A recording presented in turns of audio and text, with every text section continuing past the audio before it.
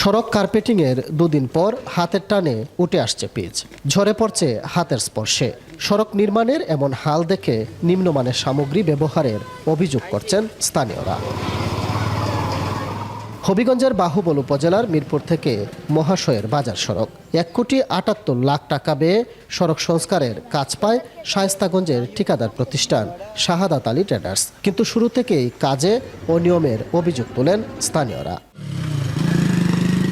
চলতি মাসের 18 তারিখ 500 মিটার সড়ক কার্পেটিংয়ের কাজ করে ঠিকাদার প্রতিষ্ঠান। তবে কাজের এমন বেহাল দশায় বুধবার কাজ বন্ধ করে দেন বিক্ষুব্ধ এলাকাবাসী। আসল কাশ্মীরি মানেই স্মার্ট কাশ্মীরি, একটি তাসমিয়া কসমেটিক্স অ্যান্ড টয়লেট্রিজ লিমিটেডের পণ্য। ফিস তো বাইরে যেভাবে করে এইভাবে এই রাস্তা থাকে না। রাস্তাঘাট তো ভালো করে করছে না। রাস্তাঘাটে যেগুলো কাজ করতে সিঙ্গেল কাজ, এগুলা কাজ হয় না। হাত দিয়ে টান দিলে তো ওঠার কথা না, যে কাজটা সঠিক হয় নাই তাই উঠে যাচ্ছে। ভালো কাজ হলে তার না কোনো বাধা হইতো না।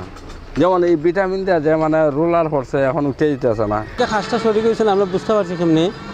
তারা আপনি একদিনে আপনার প্রায় আধা কিলোমিটার বা 1 কিলোমিটার রাস্তা তারা করে ফেলাইছে।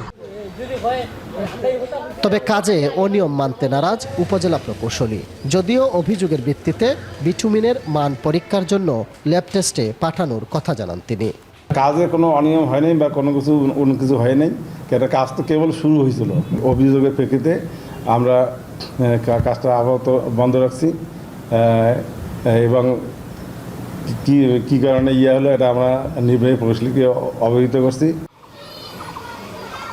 ষড়যন্ত্র উল্লেখ করে ঠিকাদার প্রতিষ্ঠান বলছে, শুরু থেকেই একটি চক্র কাজে প্রতিবন্ধকতা সৃষ্টি করে আসছে। কার্পেটিংয়ের পর কিছু অংশে কেরোসিন বা মেডিসিন প্রয়োগ করে পিচ গলিয়ে দেওয়া হয়েছে বলছেন তিনি।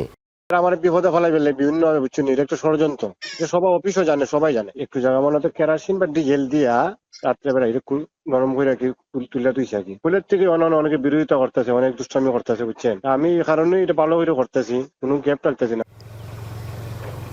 3.7 কিলোমিটার সড়কের 260 মিটার আরসিসি ঢালাই এবং বাকি অংশ করা হবে পিচ।